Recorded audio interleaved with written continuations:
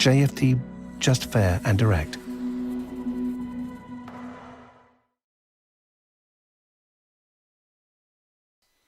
Okay, hello and welcome everyone. Welcome to JFD Traders Tea Time with me, Darius Anucauskas. Today's the 28th of April 2021. So yep, welcome everyone. Welcome to this Wednesday's afternoon session where we're going to have a very quick look at the markets, a few of the charts, the usual stuff.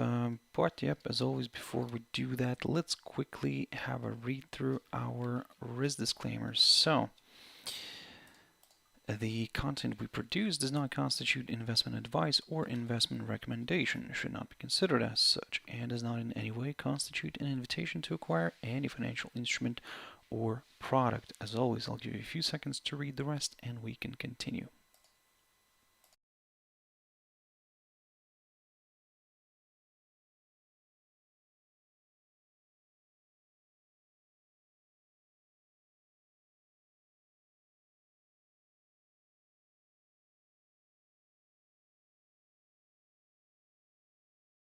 Okay, so now then, also just before we jump into the charts, quick mentioning of our JFD YouTube channel, to which you can always subscribe to in order not to miss any of our upcoming videos, and of course our JFD Bank website, and specifically our JFD Research page, which you can click here on the top, and on the top of Research here. Yep, and it will take you to our page, which we update on a daily basis, and yep, I believe you can find a lot of useful stuff there for yourselves, guys. So so this is the page. Yep, like I said, we have different analysis, stocks, indices, currencies, commodities, cryptos. So yep, we all have it here. So yep, check us out on jdbank.com and click on the research tab right there on the top. So, and now then, jumping into the charts, the first one I want to pick up here is the German index DAX. And yep, we can see that the index is pushing higher. It's making its way towards that, or should I say already made its way towards that 15,312 territory. It managed to overcome it, and yep, currently just kind of sitting just bang on at that level. And yep, you can see that how important this level is, because the index is currently struggling to, let's say, push further north. So we'll continue monitoring it. For now, everything seems to be a little bit more positive than negative, but of course, let's see how the US session is going to start off. We do have the earnings coming out today, so yep, in the US, some of the major companies like Apple and Facebook.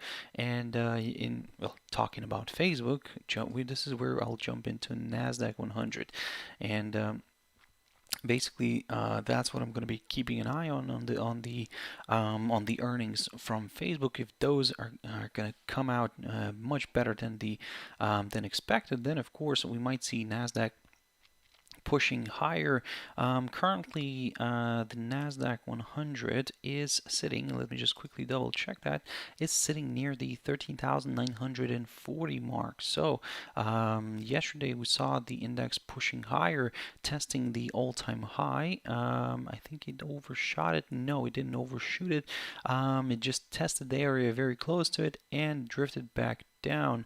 However, as I've mentioned before, the idea that I'm still sticking to is that if we continue to trade somewhere above this highlighted territory, the around the 13,880 zone, then yes, another push higher could be possible, and then we would take it from there.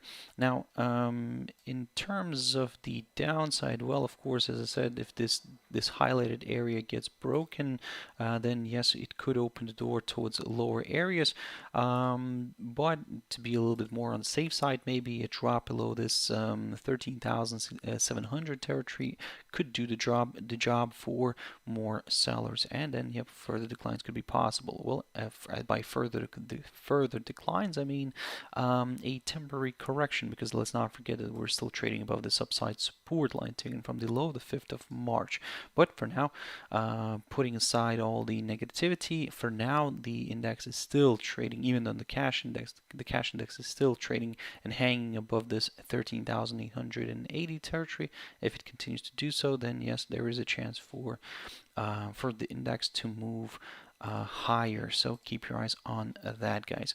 Now, jumping into DXY, the dollar index, and yep, slowly, carefully, the DXY here is trying to climb higher. However, as you can see, yes, we've broke this downside line, but we're struggling with this hurdle here, the 91.05 zone.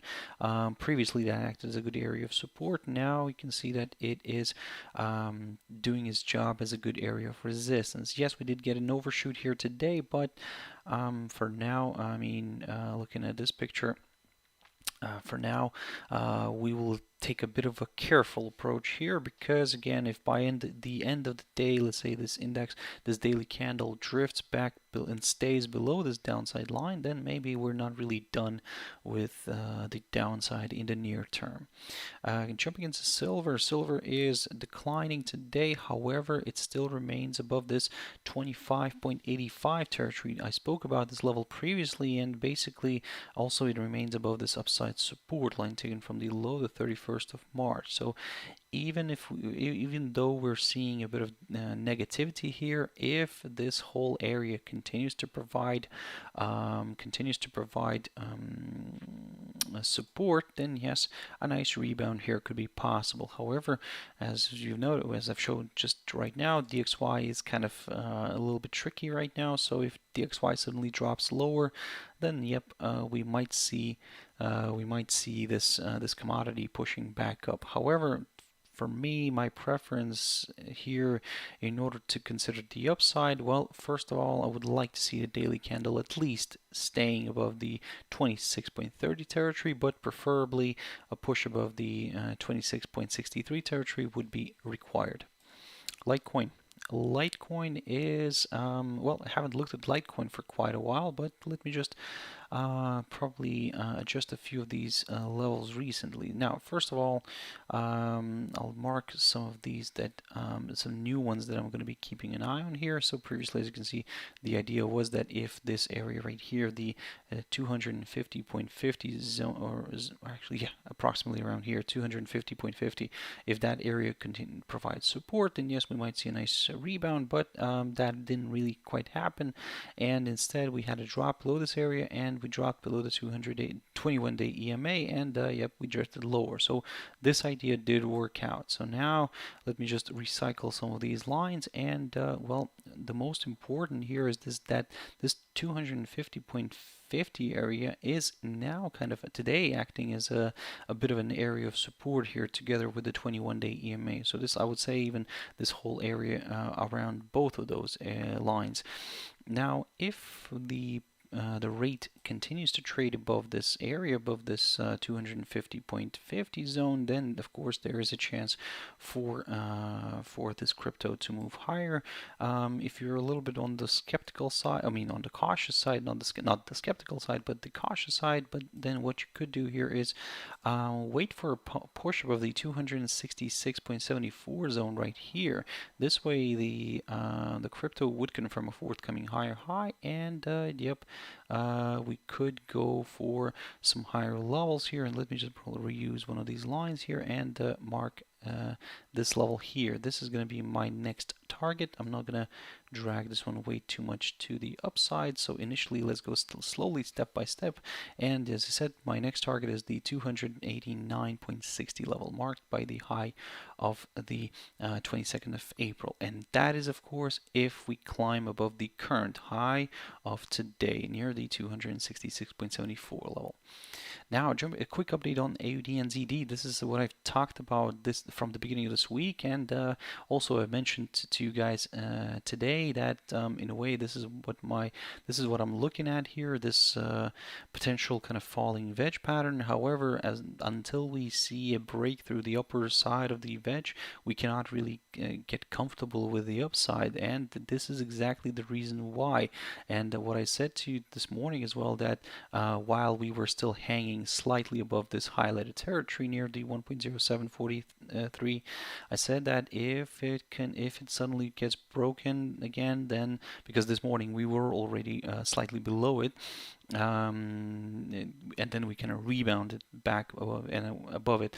But basically what I said, that if we break it once again, then, well, I mean, this could open the door towards the lower side, a lower bound of the of this falling wedge, together with the 200-day EMA right here, and then we could take it from there. Now, for now, like I said, this is what we're keeping an eye on here on, and if this whole area here does provide good support, maybe a slight rebound could be possible. But at the moment, everything's looking on the kind of more negative side. So let's see how this day is going to end up shaping up. End up being, let's put it this way.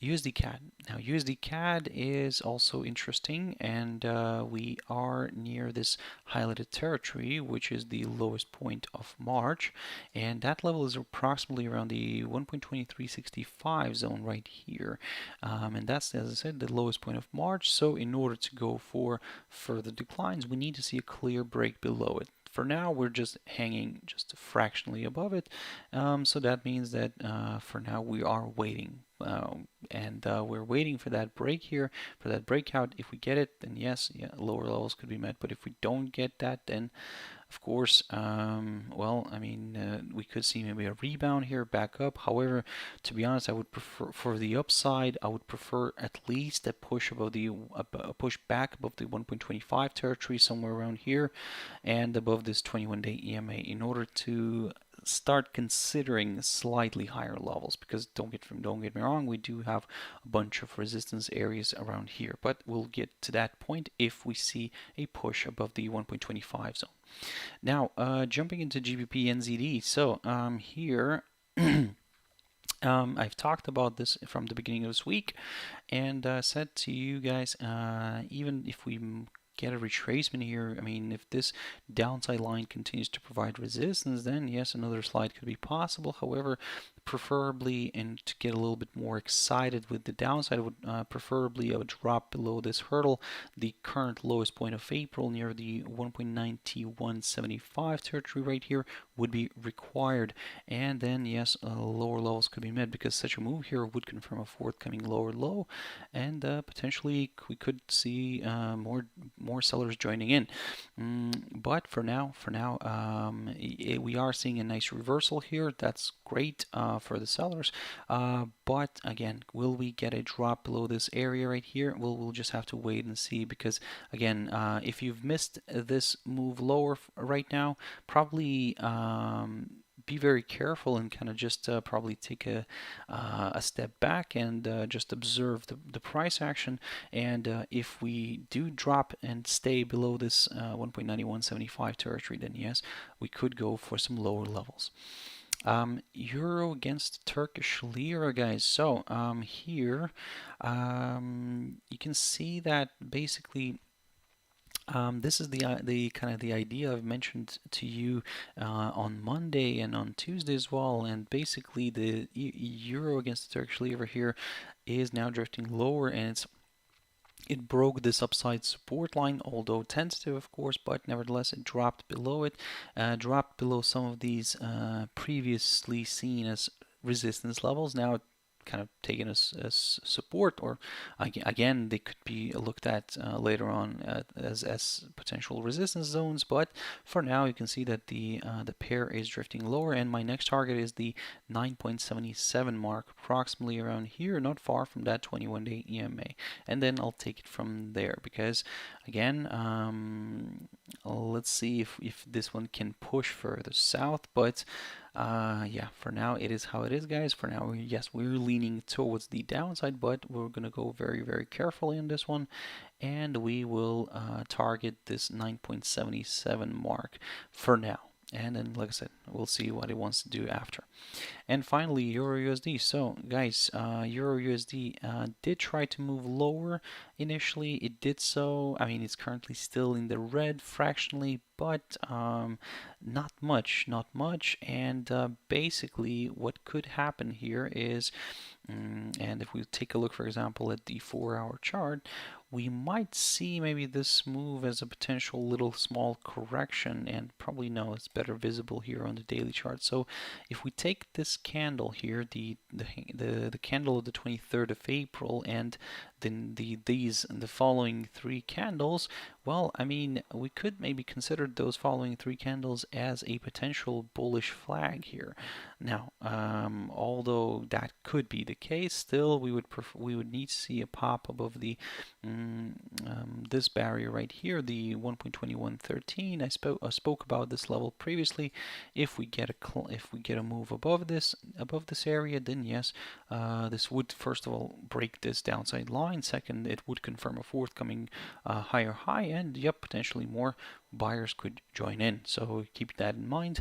But for now, guys, a long story short, it is how it is right now, and yep, we are being very careful, and that's why my downside scenario is only from around here, from around this 1.1990 level. So guys, that's it for this session. I hope you found it useful, guys. Thank you very much for watching and listening. I really appreciate your time, and thank you very much for joining in. So yep, if you want to catch my video tomorrow morning, as always, my Traders Espresso, that's 6 o'clock GMT time. For now, have a wonderful evening, stay safe, and I'll see you later. Thank you very much, and bye-bye.